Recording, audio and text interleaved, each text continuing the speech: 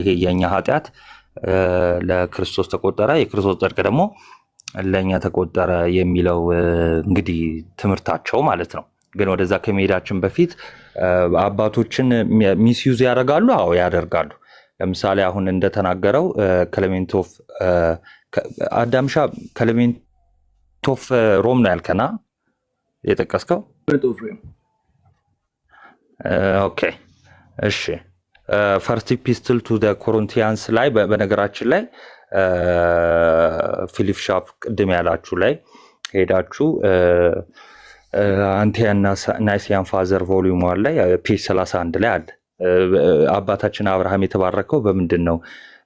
እንደው በጽድቅ ስራውና በእውነተኛ እምነቱ አይደለም እንዴ ብሎ ያስቀመጠ ታላቅ አባት ነው። እና ቀጥታ በቃ እንዲህ ይናገራል። እነ ሰማዕቱ ዮስቲን ደግሞ እነ ጀስቲን ማርቲር በነገራችን ላይ በቃ ለዚህ የተጻፈ እስኪመስል ድረስ በነገራችን ላይ ምንድነው የሚሉት?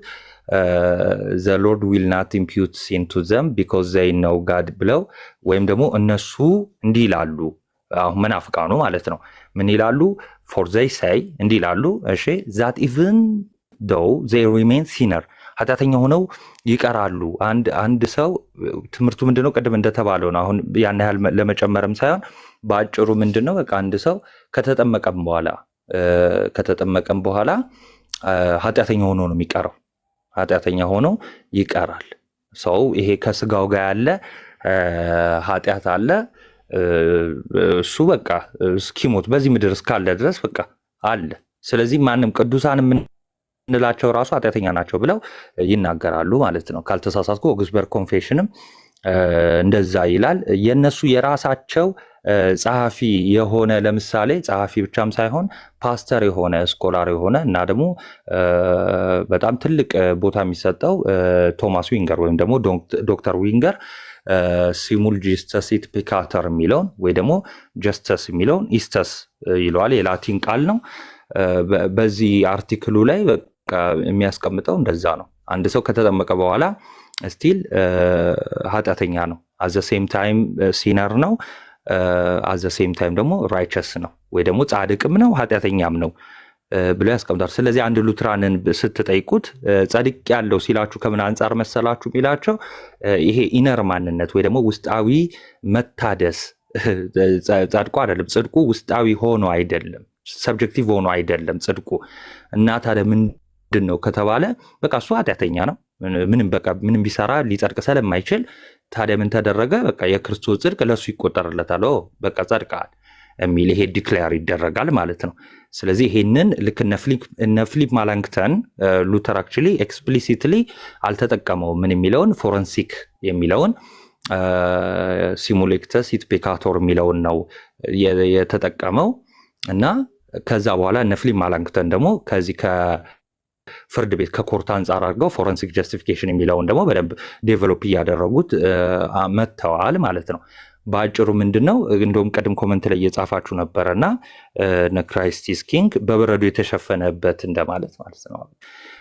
ከላይ በረዶ ይታያል፣ ውስጡ ደግሞ ምንድነው እበት ነው። በቃ ሰውየው እበቱ እንግዲህ ኃጢአት መሆኑ ነው። ሰውየው በቃ ኃጢአተኛ ነው። ስቲል መንጻት አይችልም። ፐርፌክት አይደለም። ወይም ደግሞ ጀስቲፊኬሽኑ ሙሉ ለሙሉ ሰውየውን ውስጡን ወይም ደግሞ ውስጣዊ ማንነቱን እንትን አያጸድቀውም።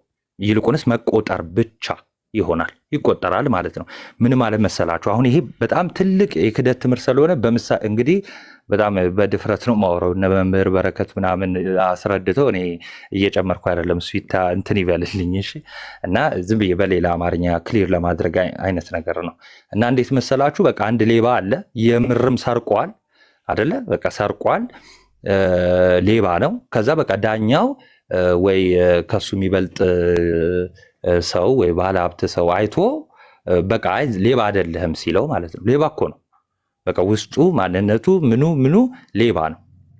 እና ግን ዲክለር ግን ተደረገ፣ አይ ሌባ አይደለህም ማለት።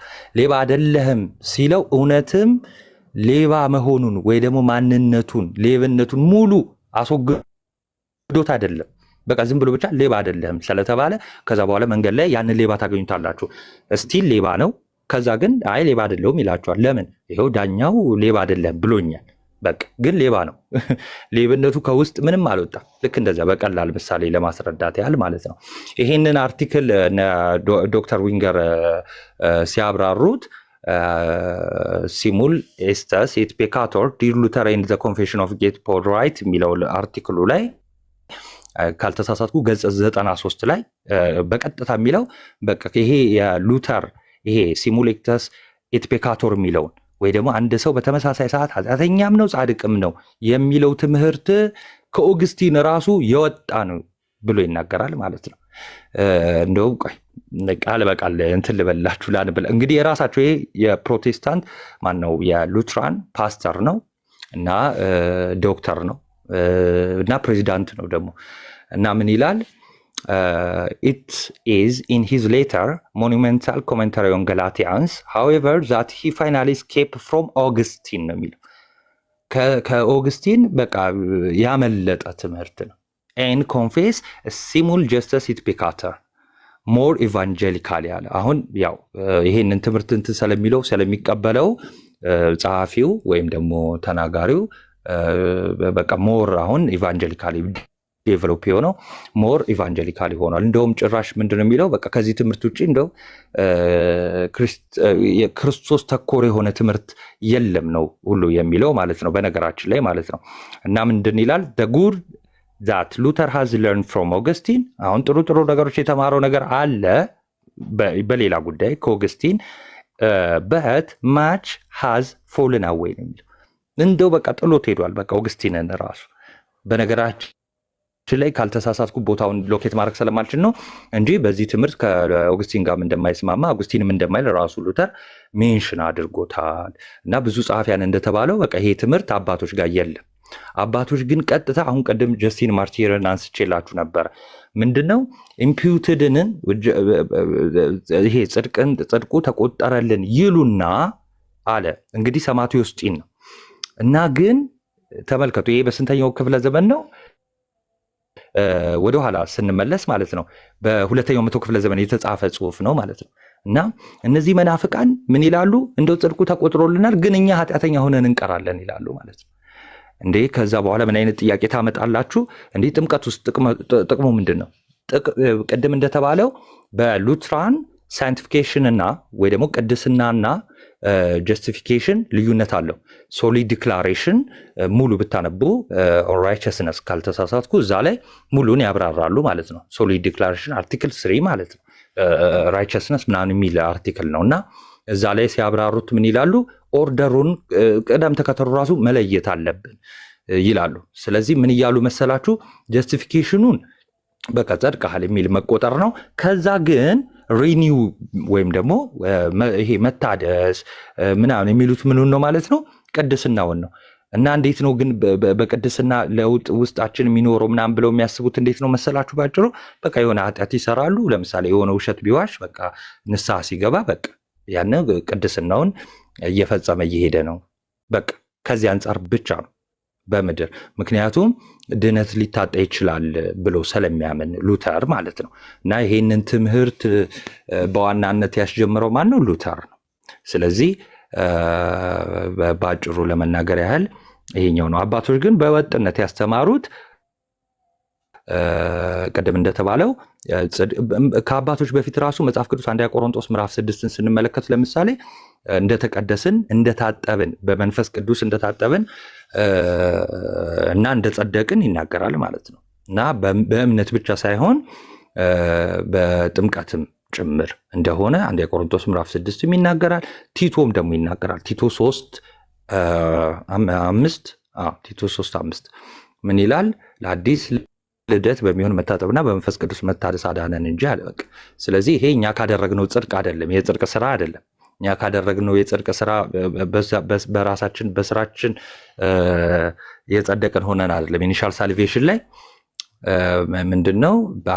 ለአዲስ ልደት በሚሆን መታጠብና በመንፈስ ቅዱስ መታደስ አዳነን ይላል። ስለዚህ ጽድቃችን ኢቭን በጥምቀትም የሚሆን በመልካም ስራ የሚሆነውን ደግሞ እና ያዕቆብን ስትመለከቱ በጣም በዚህ ትምህርት ስለማይስማማ ከሉተር ጋር ማለት ነው። ሉተር ከያዕቆብ መልእክት ጋር ስለማይስማማ እስከ መሳደብ ድረስ ደርሷል። በነገራችን ላይ እሱም ብቻ አይደለም፣ እነ ጄሮምም በእርግጥ ከዛ በኋላ የመጡ ስኮላሮች ምናምን ሚስዩዝ አድርገው ሊጠቅሷቸው ይችላሉ። ግን እነ ጄሮምን እነ ያዕቆብ መልእክቱን በመልእክት ደረጃ የሐዋርያት መልእክት አይደለም እስከ ማለት ደርሰዋል ማለት ነው። ስለዚህ በአጭሩ ልንገራችሁ፣ ፕሮቴስታንቶች የክርስቶስ ጽድቅ ተቆጠረልን ሲሉ በቃ የኛ ኃጢአት በቃ አያየው እግዚአብሔር አያየውም፣ የኛን አለ ኃጢአቱ አለ።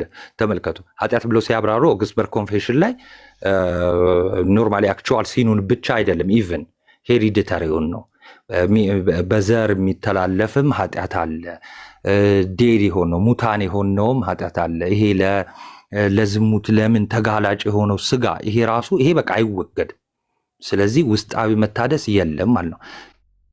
ስለዚህ ይሄንን ምን ይላሉ? የሮማን ካቶሊክን እያነሱ ኢንፊውዝድ የሆነ ወይም ደግሞ ውስጣዊ የሆነ እንደዚህ አይነት ትምህርት የአጋንንት ነው ይላሉ ማለት ነው። ስለዚህ አንድ ሉተር ስታገኙ ምን ትሉታላችሁ?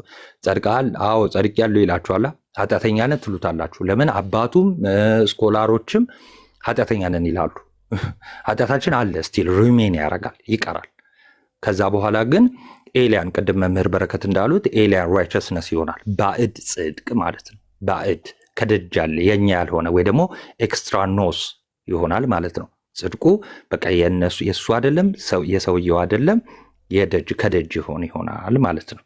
እና ይሄንን ለመናገር ነው። ምንም አክቹሊ የጨመርኩት ነገር የለም፣ ግን ዝም ብሎ በሌላ አማርኛ እንትን ልበል ብዬ ነው።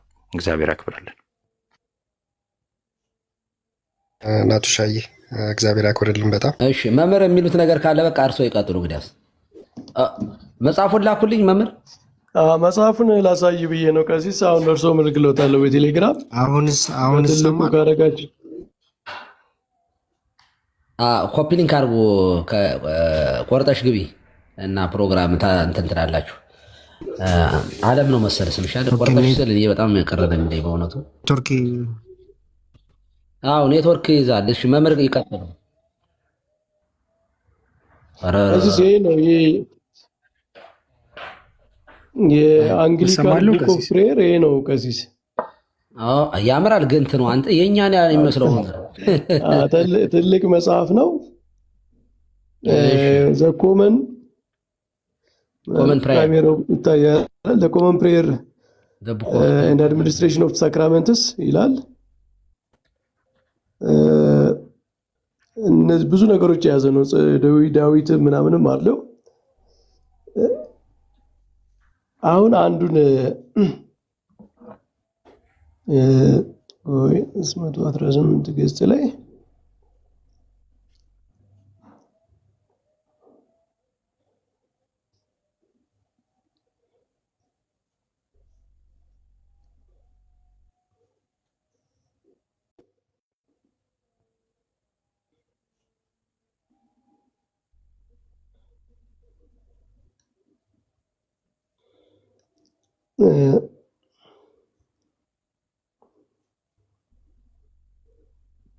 ቀሲስ ይህንን ጸሎት ያውቁታል?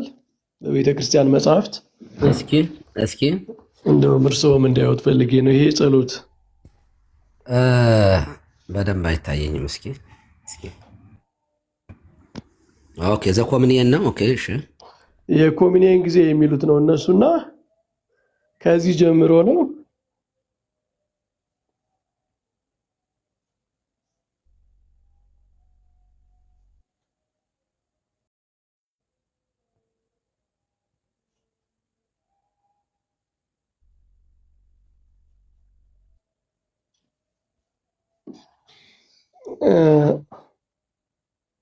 ምንድነው እንትኑ ሚኒስትሩ ካህኑ አስርቱ ትእዛዛትን ይናገራል። ለምሳሌ እዚህ ጋር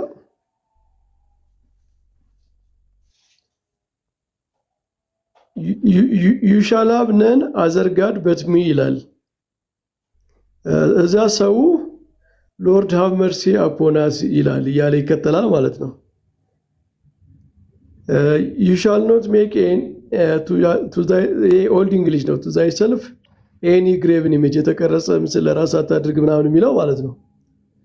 እሱን ይናገራል። ከዛ ሰው ያንኑ ይመልሳል ክሪያራይሶ ምናምን እያለ የምንለው አይነት ማለት ነው።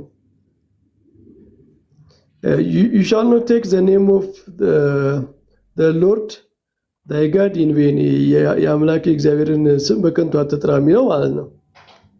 እነዚህን ያለ 10ቱን ትእዛዛት ይዘረዝራልና ዴካሎግ ነው የሚሉት የ10ቱ ትእዛዛት ጸሎት ነው።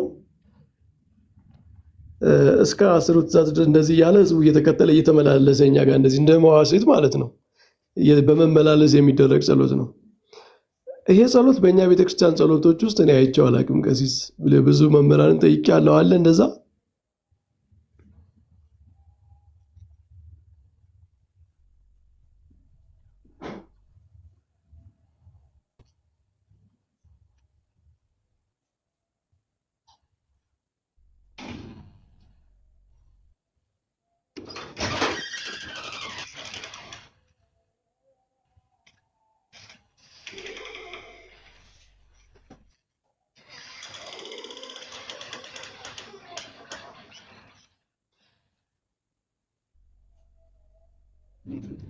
መጽሐፉ ላይ ግን አለ።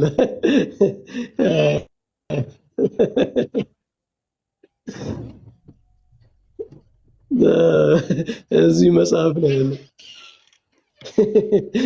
ሌላው ቅድም ያነሱት ቀሲስ ይሄ የሃይማኖት ምንትኖች የሚያነሳበት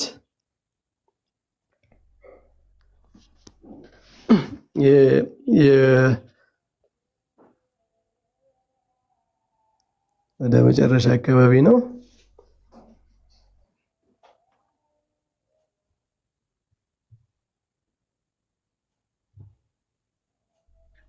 አይሰሙም ቀስ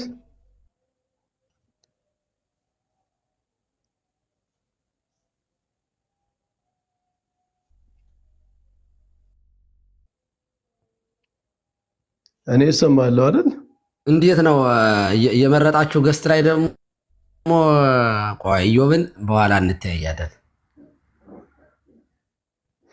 ሌላው ቀሲስ የሃይማኖት ጉዳይ ማለት ነው ያነሳው ይሄ አዕማደ ምስጢራት ምናምን ብሎ የጀመረው እነሱም ጋር እንደዚህ ወደ መጨረሻው ገጽ 600 ምናምን ላይ የሚገኝ ነውና አርቲክል ኦፍ ሪሊጂን የሚል አለ እዚያው መጽሐፉ ላይ ማለት ነው። እና የሚጀምረው ኦፍ ፌዝ ኢን ዘ ሆሊ ትሪኒቲ ብሎ ነው። አጭር ነው እንደሚያዩት። ኦፍ ዘ ወርድ ስለ ስጋዊ ያነሳል፣ ስለ ትንሣኤ ምናምን ያነሳል። ኢንተረስቲንግሊ የመጽሐፍት ቀኖና ዝርዝር ያነሳል። በነገራችን ላይ ይሰማል፣ ድምፄ ይሰማችኋል? ከታች ያላችሁ አሁንም እየተሰማው ካልሆነ ብቻዎትን እያወሩ እንደሆነ እንዳይወሰድ ብዬ ነው። አሁን ስለመጣ ይሰማል ብዬ ተስፋ አደርጋለሁ። ከታች ያሉት እንጂ አዎ በቃ ይሰማል ብለዋል። አዎ የማይታይና የማይመረመር ሁሉን ማድረግ የሚችል የሚታየውንም የማይታየውንም ፍጥረት ሁሉ የሚታየውን የማይታየውንም ፍጥረት ሁሉ የፈጠረ ይቅርታውና ቸርነቱ ያልተወሰነ ለዘላለም የሚኖር መጀመሪያና መጨረሻው የማይታወቅ የማይመረመር አንድ አምላክ መኖሩን እናምናለን። እርሱም በአካላት ሶስት በመለኮት አንድ ነው። በሶስት አካላት አብ፣ ወልድ፣ መንፈስ ቅዱስ ይባላል። በአንድ መለኮት ግን አምላክ ይባል። በነገራችን ላይ ከንግግሩ ጀምሮ ይሄ የኛ ማብራሪያ አይደለም። ይሄ ራሱ ምስጢረ ሥላሴ ቀጥሎ ቀኖና የመጽሐፍት ቀኖና ኦልድ ቴስታመንት ካኖኒካል ቡክ ሲልና ይዘረዝራል። በመደዳውን እንድ ብዬ ነው። አሁን ቅድም ያነሱት ጋር ቅድም የህጉን 10 ትእዛዛትን ምናምን እያወጀ ከሚልበት ቀጥሎ ነው ይሄ ምስጢረ ሥላሴን ያስቀመጠው። ልብ አድርጉ። ቀሲስዬ አቤት ላስቸግሮትና ሁለተኛ ላይ ይደረጉና ሞዴሬተር ከተሰጠኝ ሁለተኛ ላይ ሁኑና ማለት ነው። ሁለተኛው ቪዲዮ ላይ ሁኑና ቪዲዮ ከፍተው እስኪ አንድ ላይ ያሳዩት ከተቻለ ማለት ነው። እኔ ልወጣ ነው አሁን ስራ እየነዳሁ ነው። እንትን ልል የምችለው ስራ ሰዓት ይደርሷል እንጂ ጥሩ ነበር በእውነቱ። ግን እስኪ ባንዴ የሆነ ነገር ላሳያችሁ። እሺ ሰዓት የለኝም በእውነቱ። እስኪ ልሞክር። ይኸው ቅድም መምህር ሲያነቡልን የነበረው አሜን እየተባለ የሚባለው ይሄ ነው። ይኸው እንግዲህ ኤቫንጀሊካን ፕራየር ቡክ ላይ አይታችሁታል። በጸሎት ጊዜ እንደተወሰነው ስርዓት የሚነገሩ ቃላት እንደተወሰነው ይላል። መቼ እንደተወሰነ ምን እንደተወሰነ አይናገርም። ከዚያ ስራ 10ቱ ቃላት ይላል። ትእዛዝ ይላል። እዚህ ጋር በዓመት በዓል ቀን ህዝቡ ለጸሎት ሲሰበሰቡ ቄሱ 10ቱ ቃላትን እየለየና እያነበበ ለህዝቡ ይነግራቸዋል። በየቃላቱ መጨረሻ ህዝቡ አቤቱ ይቅር የለም። በቃ አሁን ይሄ በፍጹም አይባልም። የለም እርግጠኛ ሁኜ ነው የምነግራችሁ 30 ዓመት ስኖር በየዓመት በዓሉ ይሄ የሚባልበት የለም። ይኸው እግዚአብሔር ወደ ደብረ ሲና ወርዶ በደንጊያ ጽፎ ለቀደሙ ይሄ መጽሐፍ ቅዱስ ላይ ባይሆን ኢያሱ የተማማለበት ድንጋይ አለ አይደለ? ስድስቱን በአንድ በኩል አድርጎ ስድስቱን ነገደ እስራኤል በአንድ በኩል ስድስቱን ነገደ በአንድ በኩል ያደርግና አታድርግና አድርግ የሚሉትን ቃላቶችን እየነገራቸው ይህንን አናድርግም ይህንን እናደርጋለን እያሉ የሚናገሩበት አለ። ሌላው መርገሙን በጌባን በረከቱን በገሪዛን እየተነገረበት ይሄ ግን በእኛ ቤተክርስቲያን የጸሎት የሚባል አይደለም። ይኸው የለም። ግን እዚያ ኢቫንጀሊካን ፕራየር ቡክ ላይ አለ። አሁን ይሄን ከጨረሱ በኋላ መምህር በረከት ያሳዩን ይሄ አለቀና እዚህ ጋር አሁን እዚህ ጋር ስለ ስድስቱ ቃላት ወንጌል የሚል አለ። ይሄ እንዳለቀ ነው። አሁን ቅድም ያሳዩአችሁ ምስጢረ ሥላሴ ይላል። ይኸው ስለ አምስቱ አዕማደ ምስጢራት ይልና ይኸው ምስጢረ ሥላሴ ይላል። ልብ አድርጉ፣ በደንብ ስሙኝ። ምስጢረ ሥላሴ የተማራችሁ ሰዎች ይሄንን ላለብላችሁ። የማይታየውና የማይመረመር ሁሉን ማድረግ የሚችል የሚታየውና የማይታየውንም ፍጥረት ሁሉ የፈጠረ ይሄ አሁን ጸሎት ሃይማኖት መግቢያ ኢንትሮዳክሽን ዋናት ይቺ ይቅርታውና ቸርነቱ ያልተለየን የለም። እዚያ ጸሎት ሃይማኖት ላይ ለዘላለም የሚኖር መጀመሪያና መጨረሻ የማይታወቅ አሁን ይሄ የሥላሴ ምስጢረ ሥላሴ ማብራሪያ አይደለም፣ የኛ ትምህርት አይደለም። ማብራሪያችሁ አዎ እዚህ ውስጥ ያለው እኮ አሁን ቃላት በቃላት ደረጃ ምንም ትላልለው እንችላለን፣ ግን ከነሱ የተወሰደ ነው ይሄ። ከዚያ ይኸውላችሁ ይሄው ከዚህ ማየት ይቻላል። እኮ እንግሊዘኛው ራሱ እንደሱ ነው የሚለው እግዚአብሔር ይስጥህ። ምስጢረ ሥላሴ ላይ there is but one living and true God ብሎ ነው የሚጀምረው። እሱ ላይ ምንድን ነው የሚለው? ኦኬ የማይታየና የማይመረመር ሁሉን ማድረግ የሚችል የሚታየውንም የማይታየውንም ፍጥረት ሁሉ የፈጠረ ይቅርታውና ቸርነቱ ያልተወሰነ አይ ቃል በቃል ይመስለኛል። በነገራችን ላይ ውስጥ there is but one living and true God everlasting without body parts passions of infinite power wisdom and goodness እያለ ነው የሚሄደው። ትክክል ነው። ምክንያቱም ለዘላለም የሚኖር መጀመሪያና መጨረሻ ያው የማይታወቅ የሚለውን ነው አሁን ያነበቡልን። አዎ እና ምን ይላል ቀጥሎ? in unity of this ምን ይላል? the maker and perfecter of all things both visible and invisible ይላል። በቃ ይኸው ራሱ አለ ሁሉን ማድረግ የሚችል የሚታየውና የማይታየውን የፈጠረ ስለሚል ትክክል ነው። ከዚህ ዓለም ሳይፈጠር ከአብ ባህሪ የተወለደ የእግዚአብሔር ቃል የሚለው እሱ ላይ አለ። ኢቭን ራሱ ኮንቴንቱ ይዘቱ ራሱ አይተውት ከሆነ ይኸውልህ ቦዲው ራሱ የመጽሐፉ እንትኑ ይዘቱ ራሱ ይኸው አሁን ይሄ ምስጢረ ሥጋዌ ትንሽ ሰፋ ይላል አይደል? ከምስጢረ ሥላሴ ከሚለው እሱም ላይ እርሶ ላይ ያለው ተመሳሳይ ነው። ይኸው ተመልከቱት እንግዲህ ይኸውላችሁ ኦስ ፌዝ ሆሊ ትሪኒቲ የሚለውን ምስጢረ ሥላሴ እዚህ ላይ ብለው አስገቡት።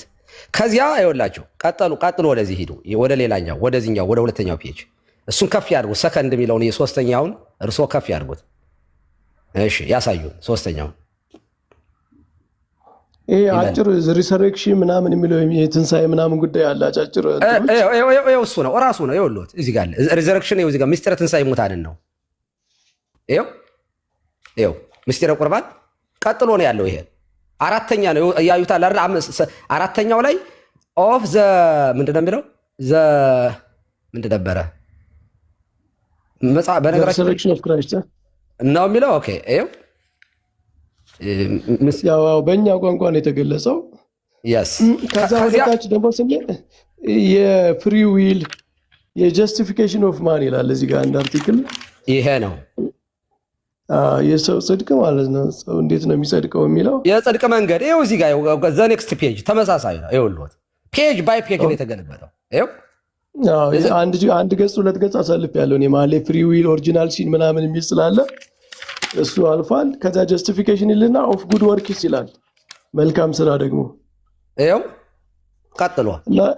ይሄንን ይመስላል። ከዚህ ሌላ ጊዜ እንግዲህ ወደ ምንሄድበት ያው በቂ ነው። ባይዘው ወይ አእምሮ ላለው ሰው የተገለበጠ እንደሆነ ምንም ይሄን መከራከር አይቻልም። ኤግዛክትሊ ለዚህ ነው የምንለው እግዚአብሔር ይስጥልኝ። በእውነት ለዚህ ክሬዲቱን የምሰጠው ለእርሶ ነው። ምክንያቱም መጀመሪያም ይህን አይቶ ያመጡት እርሶ ነዎት። መጽሐፉን ግን ይላኩ፣ አንተን አያዘናጉ። እልክልዎታለሁ። ከዚህ እሺ በሉ ደህና ምሹ። እኔም አንድ ጉዳይ ገና እንገባበታለን፣ በደንብ እናየዋለን።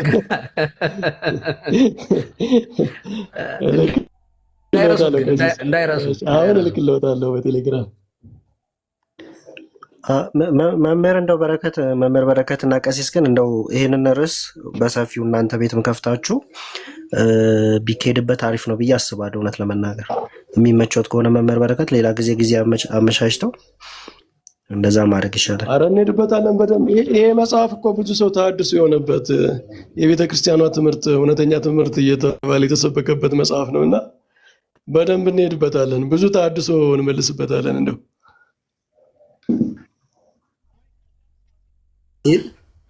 አንዳንድ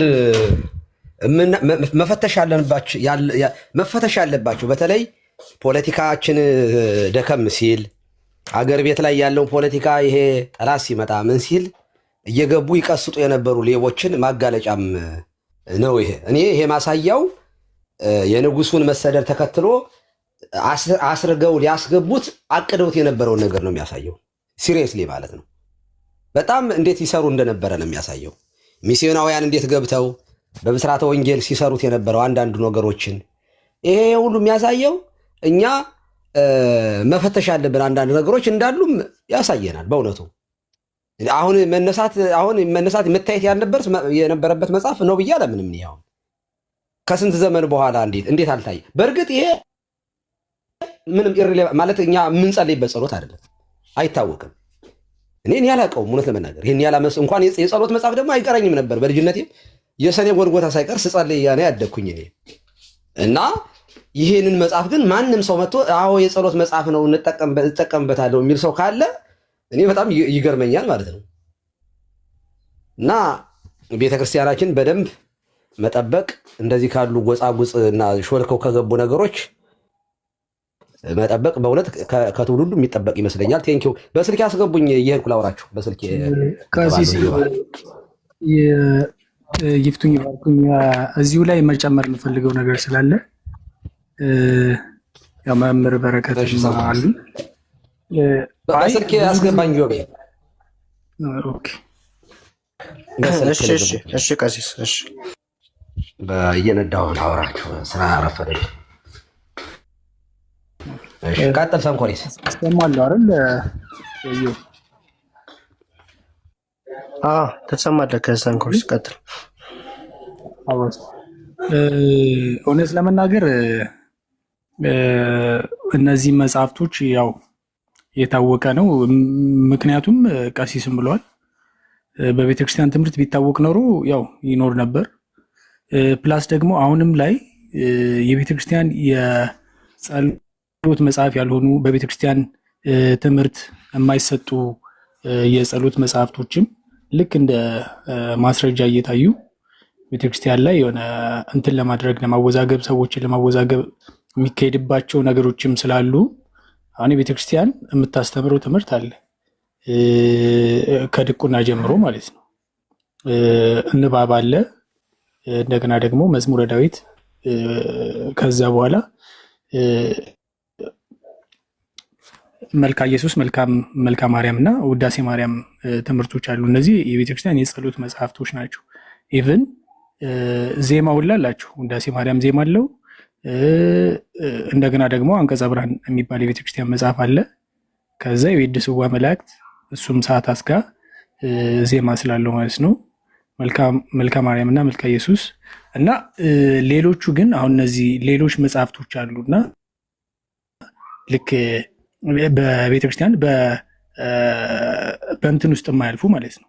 በቆሎ ትምህርት ቤት የማንማራቸውን እንደዚህ እያወጡ አሁን ለምሳሌ ሰይፈ ስላሴ እንደገና ደግሞ ሌሎች መጽሐፍቶችም ስላሉ እንደዚህ የቤተክርስቲያን መጽሐፍቶችን መለየት አለብን ብዬ ስላሰብኩ ነው። አሁን ብዙ ሰዎች እንግዲህ ሙስሊሞችም ፕሮቴስታንቶችም ከዚህ የተነሳ ነው በዚህ የቤተክርስቲያን መጽሐፍ ነው እንደዚህ ስለ ሚስጥረ ስላሴ ሲነገሩ ጥርት ያለ የቤተክርስቲያን ትምህርት የራሷ ስላላት የአባቶችን መጽሐፍ አሁን ለምሳሌ ቅዳሴ ካለቀ በኋላ ሃይማኖተ አበው ይነበባል። ያው የቤተክርስቲያን መጽሐፍ ስለሆነ ነው የሚነበበው።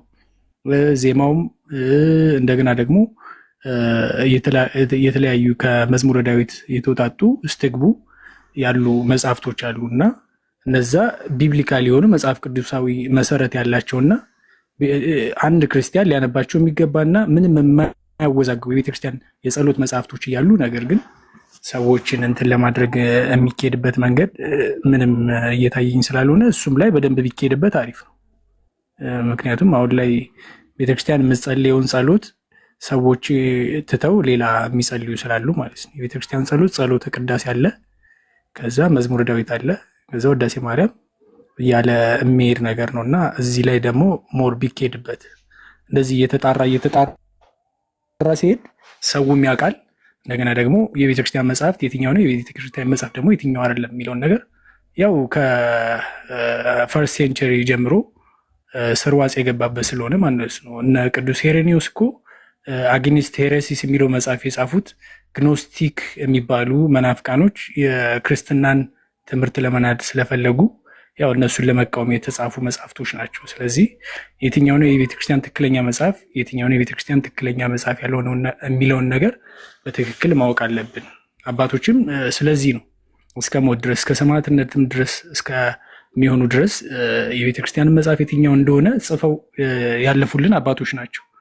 ስለዚህ እነሱ የትኛውን መጽሐፍ እንደ መቀበል እንዳለብን የትኛውን መጽሐፍ መቀበል እንደሌለብን ስለነገሩን ያው እዚህም ላይ ደግሞ ሞር ፎከስ አድርገን መስራት አለብን ብዬ አስባለሁ። ምክንያቱም ክፍተት እየተገኘ ከሆነ ያው እንደተባለው ታድሶች፣ ሌሎች መናፍቃኖች እንደዚህ ለማድረግ ይሞክራሉ። ምክንያቱም ሰዎችን ለማወዛገብ ማለት ነው እና የቤተክርስቲያን መጽሐፍትና የቤተክርስቲያን የጸሎት መጽሐፍት የሆኑትን ነገሮች በጥንቃቄ ማወቅ አለባቸው ብዬ አስባለሁ። ሁላችንም ማወቅ አለብን። ይሄን ለመናገር ነው ይሁን።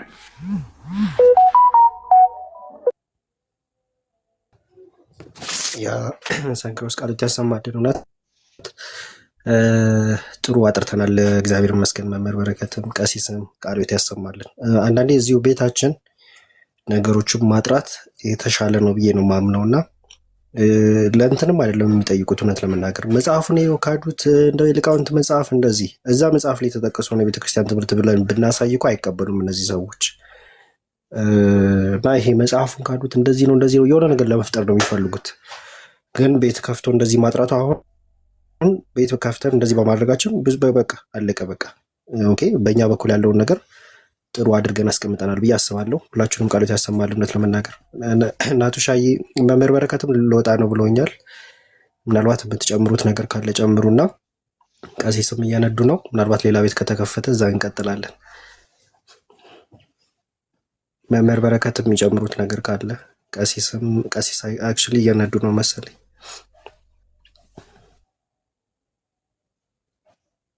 አይሎ በቃ ሌላ ጊዜ በሰፊው ፕሮግራም ይዘን በደንብ ዶኩሜንቶቹን አዘጋጅተን ትንሽ ካሜራውም ትንሽ በደንብ ስላልታየ ቅድም እንሄድበታለን፣ በደንብ እናብራራዋለን። ከዛ ውጭ አንድ ነገር በጣም ጮህ ሲበዛ የሆነ ነገር ተነክቷል ማለት ነው እና እዚህ መጽሐፍ ላይ ጮት በዝቷል አይደል? በደንብ እንደውም ቀሲስ እንዳሉት ቅድም ብዙ ነገር በየዘመናቱ እንደዚህ ድክመቶችን እየተጠቀሙ ቤተክርስቲያን በዘመነ አጸባ ችግር ውስጥ በምትኖርበት ሰዓት እየተመረጠ ነው ባይዘው ዘመቻ የሚደረገው። ታውቁ ከሆነ ኢትዮጵያ በጣም ጦርነት በምትሆንበት ሰዓት፣ አስቸጋሪ ጊዜ በምትሆንበት ሰዓት የሃይማኖት እንትን ቅስቀሳ ዘመቻ ይደረጋል እና ያንን ነው የሚያሳየው። ሊቃውንቱም ከዚህ ከጣሊያን ወረራ በኋላ በጣም የተዳከመ ሀገር ችግር ውስጥ የነበረ ሁኔታ ውስጥ ነው ያሉት እና ያው እዛ በዘመኑ ያሉት ኃይለሥላሴ ጋር ያሉ ሊቃውንት ካዩት ብለው እነሱን አምነው በደንብ ሳያዩት ቀርቶ ሊሆን ይችላል። በዘመኑ ከነበሩበት ሁኔታ አንጻር ማለት በጣም በብዙ ችግር በብዙ ሀገር በጣም ችግር ውስጥ በነበረችበት ሰዓት ሾልኮ የገባ ነገር ስለሆነ ብዙ አንደርስታንድ የምናደርገው ነገር አለ። ግን በቃ እኛ ልጆቻቸው አለን፣ እነሱ በዘመናቸው በደንብ ነገሮችን ዞረው የማያዩበት ሁኔታ ተፈጥሮ ከሆነ ይኸው እኛ እናየዋለን። ታዲያ እኛ እንመረምረዋለን፣ እናሳያለን። ሊቃውንት ደግሞ መልሰው መክረው ያስወጡታል ማለት ነው። አይ ቲንክ አሁንም ቢሆን ነገሩን የያዙት ይመስለኛል። እና ሌላም ስራዎች መሰራት አለባቸው። እኔ እንደውም ወደኋላ የሚደን ገና ከ16ኛው ክፍለ ዘመን ከጀሱዊት ሚሽነሪዎች ጀምሮ በየዘመናቱ ምን አይነት ስርዓት ለማስገባት ተሞክሯል የሚለውን ሁሉ ማየት መመርመር ያለብን ይመስለኛል እና በሰፊው እንሄድበታለን። ለዛሬው ግን ቢበቃን ይሻላል። መሽቷል። ሁኔታም የሚመች አይደለም ያለንበት። እግዚአብሔር ስትልን እየው ቀሲስም ደህና ያምሹ፣ ሁላችሁም ደህና ያምሹ። የሚመች ስላልሆንኩ እሺ መምህር ቀሲስ ይቀጥሉ። እኔም አጭር ነገር ልበል ዮባ። አንደኛው ሚስኮስ ሲደረግ የነበረውና እንደ ማጠናከሪያ የሚያደርጉት እዚያ ጋር ያሉት ሊቃውንት ያዩት ምናምን ይላል እና ይጨጌ የደብረ ሊባኖስ ይጨጌ መምህር መልእክቱ ምናምን እንደዚህ ያሉት ነገሮች ተቀምጠዋል እና ሲገባኝ እኔ እንደተረዳሁት ያው የጨጌ አቡነ የመንበረ እንትን ይሄ የዘመንበረ ተክለ ሃይማኖት የደብረ ሊባኖስ ይጨጌ የነበሩት የመጀመሪያው ፓትርያርክ አቡነ ባስልዮስ ይመስሉኛል። መምህር መልእክቱም ያሏቸው አባ መልእክቱ ይባሉ የነበሩት ብፁዕ ቅዱስ አቡነ ቴዎፍሎስ ናቸው እና የቅድስት ሥላሴ ይላል እዚያን ጊዜ አስተዳዳሪ ነበሩ ይመስለኛል። የብፁዕ ቅዱስ አቡነ ባስልዮስ ፓትርያርክ ሲሆኑ በኋላ እኒያ አምስቱ ጳጳሳቶች ሲሾሙ ከግብፅ በጃንሆይ ጊዜ እንትን ከተደረገ በኋላ ከዚያ በፊት የነበሩ እጨጌው አቡነ ባስልዮስ እጨጌ የነበሩ ናቸው የደብረ ሊባኖስ። መምህር መልእክቱም የተባሉት አባ ብፁዕ ቅዱስ አቡነ ቴዎፍሎስ ሰማዕቱ ናቸው። እነሱን ኮት አድርገዋል ይመስለኛል። እና እንግዲህ መምህር በረከት እንዳሉት እነዚህ አባቶች የእውነት ለመናገር አይተውት በስነ ስርዓት መርምረውት የምትለዋ ሙሉ ኃላፊነቱን የሚወስዱት ጃንሆይ ናቸው። ስደት ላይ ነው የነበሩት እንደምታውቁት። ተሰደው እንግሊዝ 5 ዓመት ተቀምጠዋል እና እዚያ በነበሩበት ጊዜ ላይ ልክ እንደ ዘመነ መሳፍንት ጣሊያንን ሲዋጋ የነበረው በየቦታው በጣም በዛን ጊዜ ዝነኛ ሆነው ስማቸው ከሚታወቁት አንዱ እና አርበኛ በላይ ዘለቀ ናቸው። በጎንደር፣ በሸዋ፣ በወሎ በተለያየ ቦታ ላይ እሳቸው በተሰደዱበት ጊዜ የኢትዮጵያ አርበኞች ጀግኖቻችን ከጣሊያን ጋር ሲፋተጉን የኖሩት ዛሷይ ኔቨር ኮሎናይዝድ በማንኛውም ሀገር ላይ ተገዝታ አታውቅም ስንል በአድዋ ላይ ድል ከተመቱ በኋላ ነው ተመልሰው መጥተው ነው እንግዲህ የሚታወቀው። ጃንሆይ ንጉስ ከሆኑ በኋላ ጣሊያኖች ከአድዋ ከተመቱ በኋላ ተመልሰው ሲመጡ ነው እንደገና ደግሞ ሌላ ወረራ የጀመሩት ማለት ነው። በ5 ዓመቱም አርበኞቻችን ሲታገሉ ኢትዮጵያን ሳያስገዙ በኖሩበት ጊዜ ጃንሆይ ግን ስደት ላይ ነበሩ። ስደት ላይ ሆነው እንደ ያው ቤተክርስቲያኗ ቀብታ ያነገሰቻቸው ንጉስ እንደመሆናቸው ደግሞ በጊዜው የበላይም ጠባቂ ስለነበሩ ከዚህ በኋላ እዚያ ሄደዋልና ንጉሳችን አይደሉም አላለችም ቤተክርስቲያኗ። ምክንያቱም በዚያ ምክንያት ነው። ስለዚህ ጃንሆይ የኢቫንጀሊካኖች ናቸው ይሄን መጽሐፍ ያሳተሙት። እንደሚታወቀው ህትመት አልነበረም በዚያን ሰዓት ላይ በደንብ እንትን ያል እሳቸውም ስደት ላይ ስለነበሩ የበላይም ጠባቂ ተደርገው ንጉሱ ይታዩ ስለነበረ የእሳቸው ፈቃድ ካለ ሙሉ በሙሉ ሊደረግ ይችላል። እነዚህ አባቶች ሚስኮት ተደርገው ወይንም ደግሞ አንዳንዶቹ መጽሐፍ ሲያሳትሙ በሊቃውንት የታየ ሊቃውንት ያረሙት ብለው ያሳትማሉ። ለምሳሌ እኔ አንድ መጽሐፍ ባሳትም ሊቃውንት ያዩት ልል እችላለሁ። እውነት ለመናገር የዚህን ያክል ተቋማችን ጠንካራ አይደለም። መጽሐፍ ሁሉ ሳምሶር እየተደረጉ አይደለም እየታተሙ ያሉት፣ በጣም በሚያሳዝን ሁኔታ ማለት ነው። ዝም ብሎ አንድ ገዳም ብቻውን የሚያሳትምበት ሁኔታ፣ ሁሉም ሰው ዝም ብሎ ኮፒ ፔስትም እያደረገ እንደው በጣም ስንት ስህተት ያለበት ሁሉ መጽሐፍ የጻፉ በዚህ በዘመናችን አሉ። በእውነቱ በዘመናችን በጣም ብዙ። ስለዚህ ሊቃውንት ጉባኤ እያየው አይደለም እንድታውቁት የሚፈለገው እያንዳንዱ መጽሐፍ ሊቃውንት ጉባኤ እያየ እያረመው የሚታተም ሳይሆን ኃላፊነት ወስዶ አሳታሚው በራሱ ያሳትማል። ጥፋት ከተገኘበት ጥፋቱ አንባቢ አይቶ ሲተቸው ሪስፖንሲቢሊቲ ኃላፊነቱን ግለሰቡ የሚወስድበትና ከዚያም በላይ ደግሞ ሊቃውንት አይተው የሚወገዝ ከሆነ የሚያወግዙበት ነገር ነው እንጂ ያለው እያንዳንዱ ሊቃውንት እያንዳንዷን የምትወጣዋን የኢዮብንም መጽሐፍ የኔንም መጽሐፍ የመምህሩን በረከትን መጽሐፍ ሊቃውንት ጉባኤ እያየ አይደለም የሚታተመው። እንደዚህ ያለ አካሄድ የለንም እስካሁን ድረስ በእውነቱ። ግን ቤተክርስቲያኗ የምታሳትመው ከሆነ ግን በትንሣኤ ዘጉባኤ በኩል ይታተማል ማለት ነው፣ ታይቶ ማለት ነው። እነዚህም አባቶች ቢሆኑ አይተውት ነው ማለት አንችልም። አይተውት ነው ማለት አንችልም። ለመጽሐፉ ተቀባይነት እንዲኖረው የነዚህን ትልልቅ አባቶች የነ አለቃ ብላቴን ህሩይን እነዚህ የመሳሰሉትን ስም የባይታ ታይካ ነገስት ባታ የነበሩትን የነዚህን ተጠቅመዋል ማለት ነው፣ ወደ 5 ሰዎች እንጂ ሊቃውንት ጉባኤ የሚባል በዚያ ዘመን አልነበረም። እንደምታውቁት በቤተ መንግስት ውስጥ የነበሩት ዜና መዋዕል የሚጽፉ ታሪክ የነገስታቱን ታሪክ ህይወት ውሏቸውን እንደዚህ ያሉ ነገሮች የሚጽፉ ጸሐፊ ትእዛዝ የሚባሉ ምናምን ጸሐፊ ላይም ምናምን የሚባሉ ነበሩ።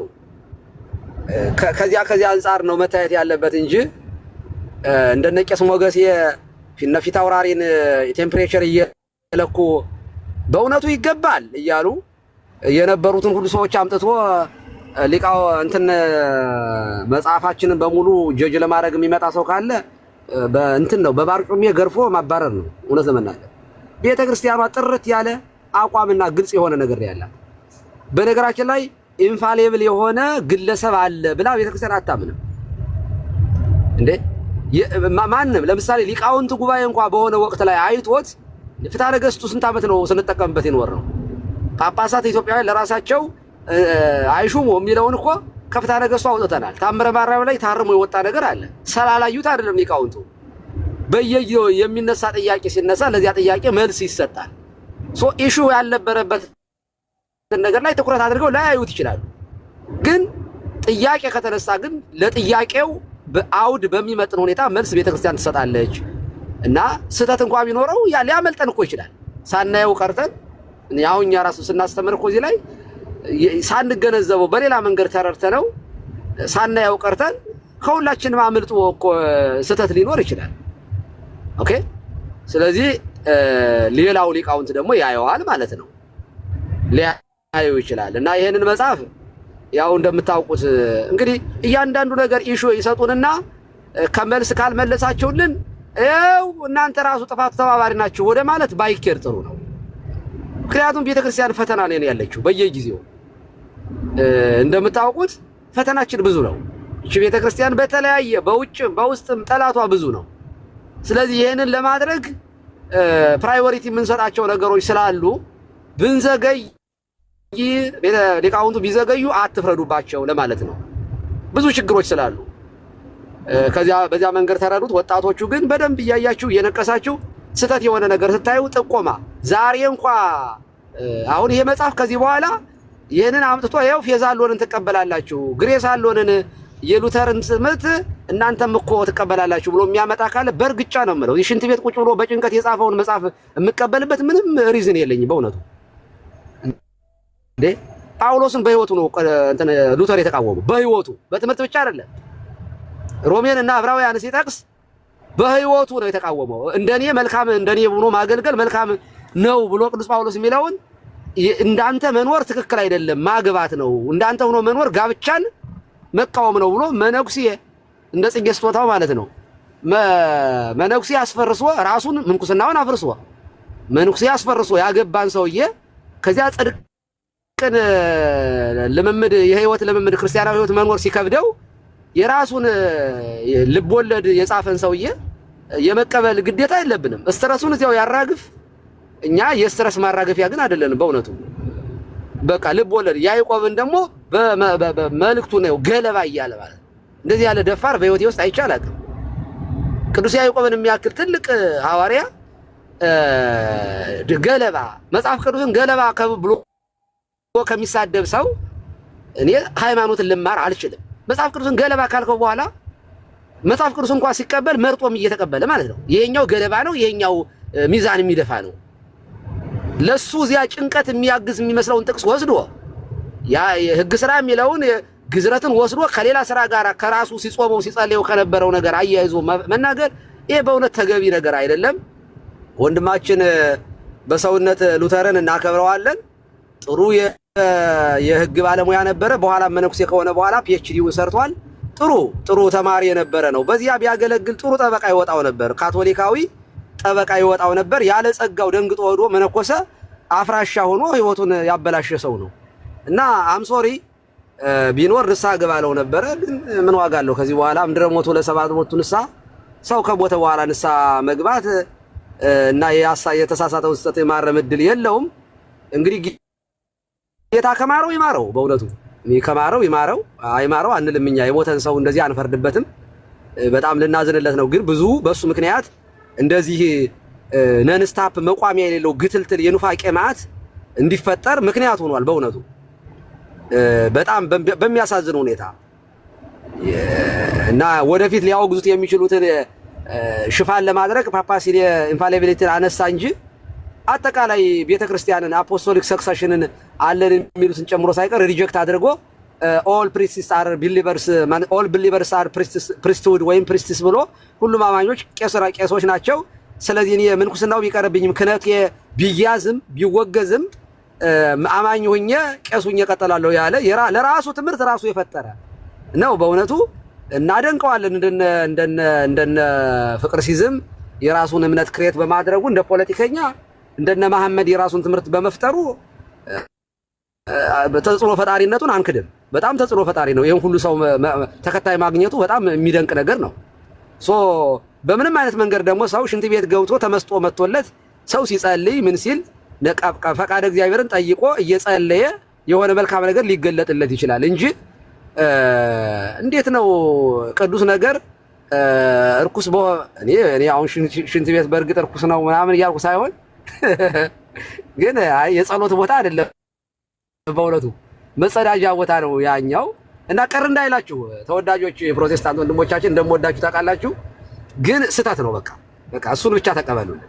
በግድ አምጥታችሁ ፋይፍ ሶላን ከአምስቱ አዕማደ ምስጢር ያውም የእናንተን አስቀምጣችሁ አምስቱ አዕማደ ምስጢርም የኛውን ሳይሆን የራሳችሁን በሁለት መስመር ቁጭ አድርገህ ከዚያ ፌዝ አሎንንና ግሬስ አሎንን ግሬስ ሰተህ ስትጽፍ በእውነቱ እኛ ደጎች ነን ነው እንጂ በእርግጫ ለማለታችን እኛ ደግ ነን። በእውነቱ እንደዚያ ነው። ቴንኪው ሶ ማች። በቃ ቃልዮት እውነት ቀሲስ ቃልዮት ያሰማልን፣ መምህርም ቃልዮት ያሰማልን። ሁላችሁንም ናቱሻዬም ሰንክሮስም ሁላችሁንም ቃልዮት ያሰማልን። በቂ ነው ብዬ ነው የማስበው። እውነት ለመናገር በቃ መጽሐፉ ላይ ቅድም እንዲነሳ የፈለግኩትኝ ከቤተ ክርስቲያን አስተምሮ አኳያ ጽድቅ መጽደቅ የሚለው እንዴት እናየዋለን የሚለውን መምህርም ሁሉም በደንብ አብራርተውልናል። ቃልዮት ያሰማልን እና ሌሎች ከታች ያላችሁ ምዕመን ግን መልስ መስጠት አይጠብቅብንም። እሺ በየቤቱ እየገባ ይህን መጽሐፍ እየከፈቱ እንደንትን ያደረጉትና መልስ መስጠት አይጠብቅብንም። አለቀ። ምንም አትበሏቸው። ገስት ላይ ገብታችሁ የትክክል ነው አይደለም፣ እንደዚህ ሀሰት ነው አይደለም አይነት ማለት አይጠበቅባችሁ እና አታብራሩ። አስፈላጊ አይደለም። ይበቃል ለዛሬ። ቀሲስ እግዚአብሔር ያክብርልን፣ ቃልዮት ያሰማልን ብለናል። እንጨርስ። በቃ አንቺ የምትለው ካለ እና እንጨርስ። አዲስም የተናገራት ነገር አለች።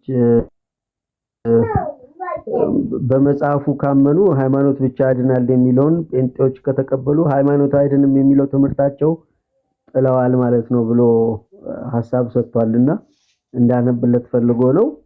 በተረፈ ደግሞ የቅዳሜው ውይይት ፖስተር ተሰርቷል። እንግዲህ ሼር ኮፒ ሊንክ እያደረጋችሁ እንዲሁም ስቶሪ ላይ እያደረጋችሁ የውይይቱን አይነት እንግዲህ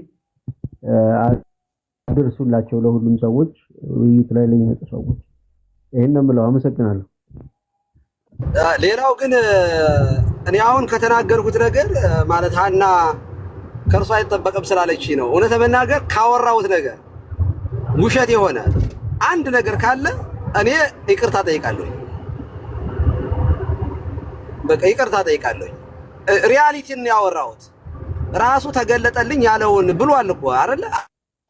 አልተገለጠልኝም። እዚያ ሐሳቡ እዚያ ሁኜ ሸረስትሩ ሁኜ መጣልኝ ካላለ በእውነቱ ይቅርታ ጠይቃለሁኝ። እሱን ነው የተናገሩት። ለምንድን ነው ግን ሚስኮት የምታደርጉት? ያለውን እኮ ነው ያልኩት እንዴ። በተግባር መነኩሴ ሲያገባ ምንኩስናውን ሲያፈርስ እዚያ ገዳም ውስጥ ሆኖ 20 ዓመት ምናምን ሲጨነቅበት የኖረውን ነገር በቃ እንደውም በሰው እንደዚህ መንፈሳዊ ክርስቲያናዊ ህይወት በመኖር ሳይሆን ሰው የሚድነው በጸጋ ብቻ ነው፣ በእምነት ብቻ ነው ያለው እኮ ራሱ እኮ ነው ያለው እኮ። እኔ በምንም አይነት ፋይፍ ሶላዎችን ከሉተር ህይወት ነጥዬ ማየት አልችልም። ለምንድን ነው እነዚህን ያለበት የሚለውን ማንኛውም ሰው ከመረመረ ከራሱ ህይወት ከራሱ ጭንቀት የሚመነጩ ናቸው እንጂ እኔ ላምነው የምችለው የነበረው ሉተርን እንደው ትንሽ ያው ካቶሊኮችን የተቃወመባቸው ላምነው የምችለው ምንኩስናውን ሳይጥል የቅድስና ህይወቱን ሳይተው ቢቃወምና በምናኔ እንደዚህ ሆኖ እነዚህ ፋይፍ ሶላዎችን ቢያወጣ ኖሮ የተወሰነ እንደው እንዴ በህይወቱ እኮ በቃ አምቦጫ አርቆት ነው እኮ የወጣው። እና እኔ ከዚያው አሁን ለምሳሌ ጽጌ ስጦታው ያደረገው እንደዚያ ነው። ቤተክርስቲያንን ተቃወመ፣ ተወገዘ። ገዳም ሄዶ ጣና ቂርቆስ ውስጥ የነበረች መነኩሲትን ከገዳሙ አስወጥቶ ነው ያገባት። የሉተርን አካሄድ ነው ሄደው ማለት ነው። ከተሳሳትኩኝ አንዬ አንቺ ጋር ስመጣ እንደዚህ ዝም ብሎ ባልጌ የሆነ ሰው አስገብተሽ ሳይሆን ጤነኛ የሆኑ ሰዎችን እንደነ ብራዘር ዴቭ ያሉ ጋራ መመለስ ስለምችል ነውና አይ ሪስፔክት ዩ። ግን ነገር ማለት ትምህርቱን አልወደውም አላከብረውም። ካከበርኩት ተቀበልኩት ማለት ነው። አንዳንዴም መልስ የሚመለሰው የሆነ ሞራል ላለው ሰው ቢሆን ጥሩ ነው። አይ ዶንት ኖ እኔ ሀና ሞራል ይኖራታል ብዬ አላስብም። ምክንያቱም ቅድም እንኳን እንደዛ ያ ድምፃዊ ሰውዬ እንደፈለገ ቀሲስና እርሶንና መምህርን ሲናገር ምንም ነገር ያላለች እንትና ግን አዳም ግን አንዲት ነገር ሲናገር ግላዊ አታርገው እያለ የምትጮህ ልጅ ነችና በቃ ብትበቃን ነው የሚሻለው። ምንም ለሷ አስረድቷትም ምንም አርጓትም የሚገባት አይመስለኝም። እንግዲህ ገፍተን ከጴንጤነት ሉተራን አድርሰናታል። ያው ፈረስ ያደርሳልና እንጂ አይዋጋም አይደለም። በቃ ከዚህ በላይ ምንም ልናረጋት አንችልም። ትክክል ነው። የመምህር በረከትን ቪዲዮ ከፍተው ከዚያ በተናገሩት ነገር ላይ በከፈቱበት በራሳቸው ቪዲዮ ላይ ራሳቸው ይናገሩ ማለት ሲገባ በጣም ነውር የሆነ ነገር ነው የፈጸምሽው። እውነት ለመናገር ሀና ትክክል አይደለም። እኔ አንቺን አክብሬ ገና ካልጋይ ላይ ኮሳ ልነሳ እኮ ነው በእውነት የገባሁት።